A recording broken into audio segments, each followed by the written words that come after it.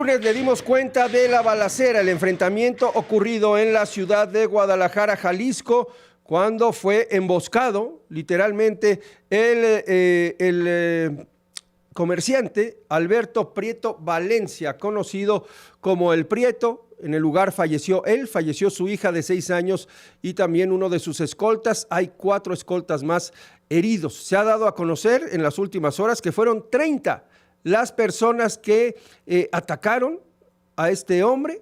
Todavía no se conocen los motivos, se habla de varias hipótesis, entre ellas una que tiene que ver con las llamadas rifas colombianas que se dan en el mercado de abasto de Guadalajara, también en la zona de Zapopan, en los límites entre Guadalajara y Zapopan. Este hecho ocurrió a plena luz del día en una zona habitacional, en una zona muy tranquila, pero cercana a puntos de gran concurrencia y de gran tránsito. Está en la línea telefónica Víctor Sánchez, él es especialista en seguridad pública, doctor por el Centro de Investigación y Docencia Económica, el CIDE, a quien saludo con mucho gusto. Víctor, ¿cómo estás? Excelente, Primitivo, muy buena tarde, a la orden. Víctor, estas imágenes, esta noticia, los hechos como se dieron a las 10 de la mañana en una zona tranquila, en una zona habitacional de allá de Zapopan, pues nos hablan y nos reiteran, ¿no?, el nivel de violencia que de repente se vive en una ciudad tan importante como Guadalajara, la presencia de grupos delictivos que ya todos conocemos. ¿Cómo tenemos que evaluar esto que estamos viviendo y el reflejo de lo ocurrido ayer con Alberto Prieto Valencia y la muerte de él, su hija y su escolta? A ver, creo que es muy importante, señalar el hecho precisamente que, pues además de estas 3 personas que lamentablemente pierden la vida y pues de los otros escoltas que resultan heridos, pues se pone en riesgo a una población amplia. Pues como tú bien mencionas, Guadalajara es la segunda zona urbana más grande del país. Los hechos se dieron en una zona habitacional y duraron entre 10 a 20 minutos la balacera. Por ende, pues la posibilidad de balas perdidas que puedan impactar a personas que vayan transitando por ahí, ya sea a pie o en vehículo, se multiplica, y pues el hecho de que haya 34 personas disparando al mismo tiempo, pues no debe verse como una cosa menor. Es evidente, no sabemos todo el contexto todavía, pero es evidente pues que el crimen organizado está detrás del ataque, y por la ciudad en la que se llevó a cabo, pues es muy previsible que quien haya sido sea el Cártel Jalisco Nueva Generación, precisamente por la capacidad de despliegue y pues porque es una zona que domina esta organización criminal. Lo que es estremecedor justamente es la ausencia de autoridad, ¿no? Cuando un grupo criminal genera este despliegue en un lugar tan importante, bien lo dices, Guadalajara es la segunda ciudad más grande del país, pero además es la segunda ciudad o la segunda o tercera ciudad económicamente hablando más importante. No estamos hablando, con todo respeto, de un pueblo perdido en la sierra, no estamos hablando de una ciudad pequeña, estamos hablando de un lugar en donde la presencia de la autoridad debería ser muy importante y está quedando totalmente rebasada, Víctor.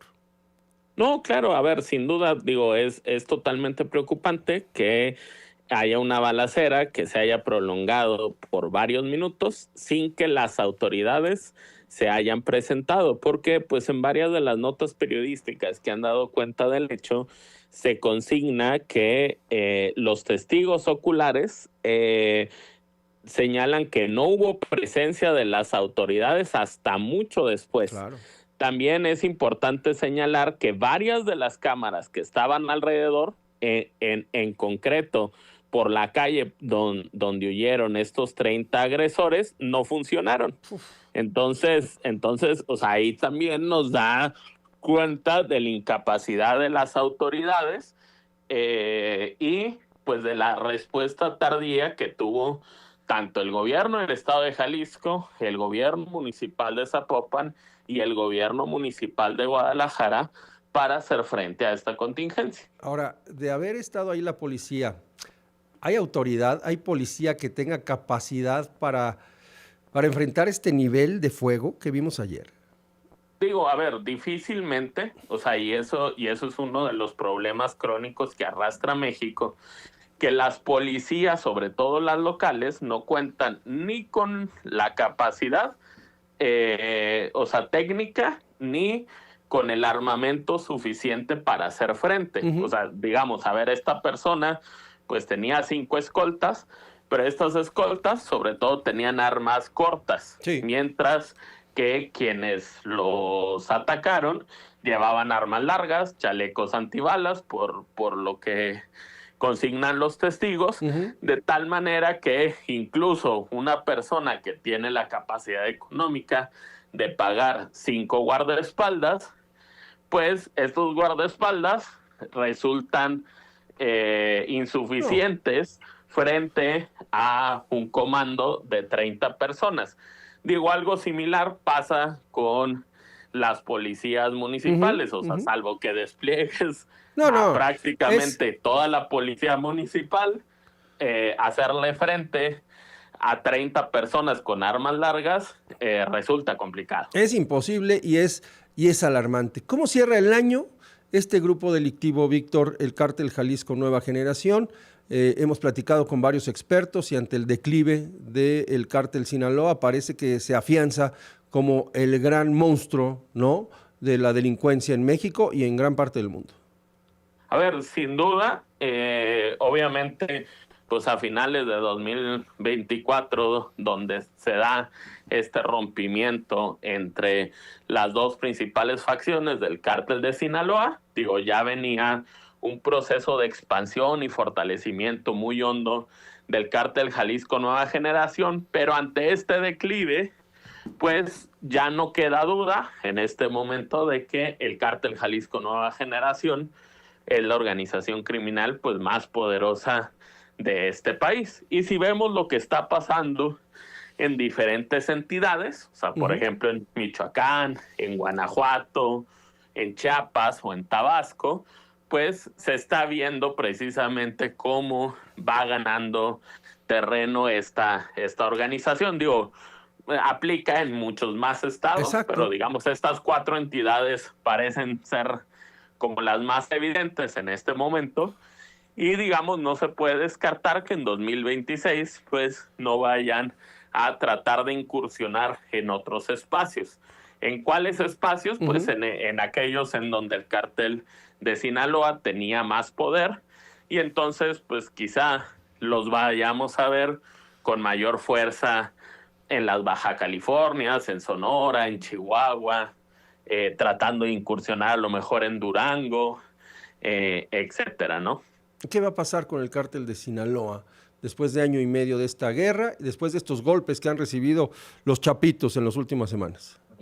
Digo, a ver, pues previsiblemente lo que vamos a seguir viendo es el enfrentamiento entre las facciones va a seguir. Sí. Difícilmente una se va a imponer a otra, a pesar de que, pues como bien señalas, los chapitos han llevado la peor parte, pero eso no quiere decir pues que no sigan teniendo esta capacidad de resistencia y zonas fuertes que nos indican que la disputa va a seguir. Sin embargo, pues también derivado de esta disputa, pues van a seguir perdiendo terreno, o sea, territorios, claro, fuerza, capacidad de traficar drogas hacia el exterior, que es su principal fuente de ingresos, y obviamente pues este vacío seguramente será aprovechado principalmente por el Cártel Jalisco Nueva Generación, pero también por otras organizaciones de mediano tamaño. Muy bien, Víctor, muchísimas gracias por tomarnos la llamada y platicar acerca de lo que representa, ¿no? Lo que vimos ayer es un síntoma de algo muy profundo que se ha cocinado y que se ha extendido en el territorio nacional en los últimos años y que afecta pues a prácticamente todo el país. Recuerdo hace unos meses el gobierno de Estados Unidos publicó un mapa, ¿no?, con dónde están ubicados o hasta dónde han extendido sus tentáculos los diferentes cárteles de la droga en México, y el cártel de Jalisco estaba posicionado